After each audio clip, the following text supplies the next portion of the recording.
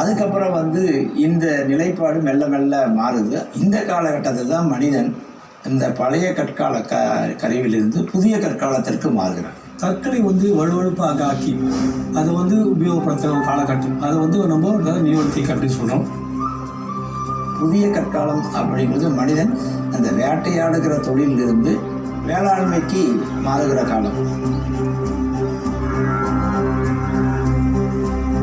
அதை Neolithic revolution, புதிய கற்கால புரட்சி காலம்னு சொல்லுவாங்க. அப்புறம் புதிய கற்கால மக்கள் பானைகளை செய்திருக்கிறார்கள்.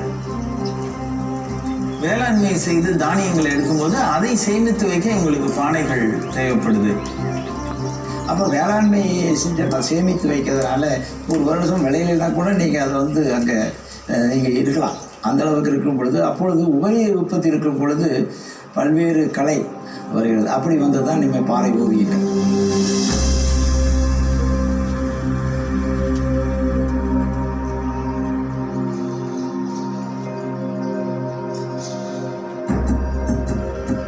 இரும்பு தாதுகளை கண்டறிந்து இரும்பு உருக்கி முதலாக இரும்பு உபயோகம் அந்த காலம் மனித வரலாற்றில் ஒரு மிக முக்கியமான ஒரு காலகட்டமாக கருதப்படுகிறது.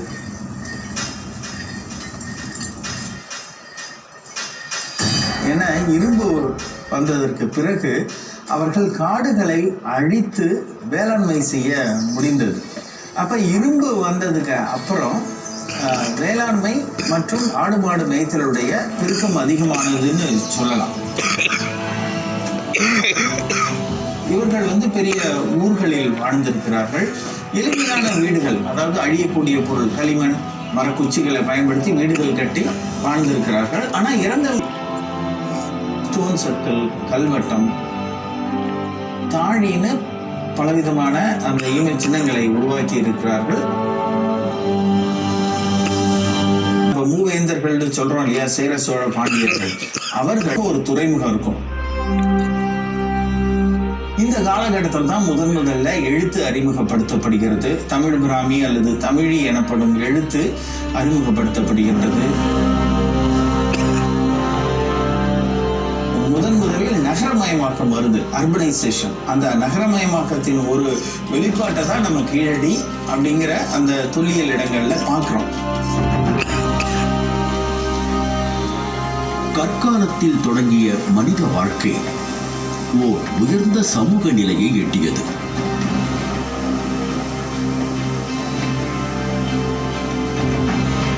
இந்த மனிதகுல வளர்ச்சிக்கு தமிழக நிலப்பரப்போட நீர்வளமும் ஒரு மிக முக்கியமான காரணம்.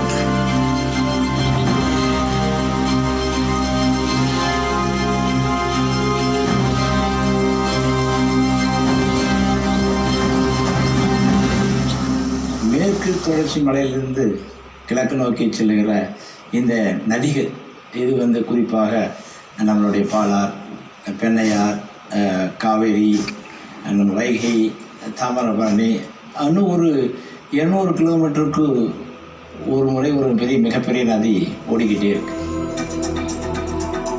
இதில் குறிப்பாக வைகை ஆறு சங்க இலக்கியங்களால் புகழப்பட்ட ஆறுகளில் சிறப்புமிக்க ஒன்று.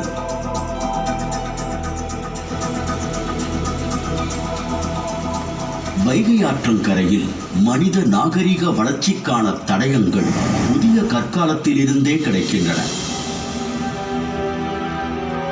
புதிய கற்காலத்தை சேர்ந்த பாறை ஓவியங்களின் தொடர்ச்சியாக இரும்பு காலத்தை சேர்ந்த பெருங்கற்படை சின்னங்களும் கிடைக்கின்றன.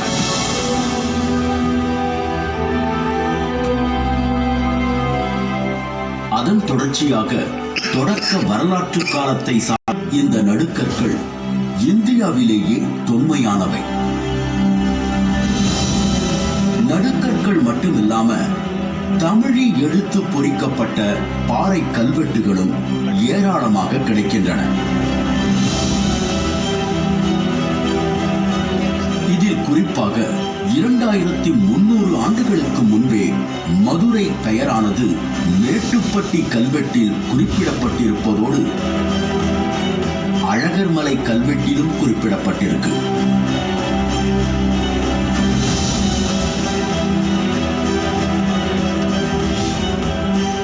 அதே போல மாங்குளம் தமிழி கல்வெட்டில் நெடுஞ்செழி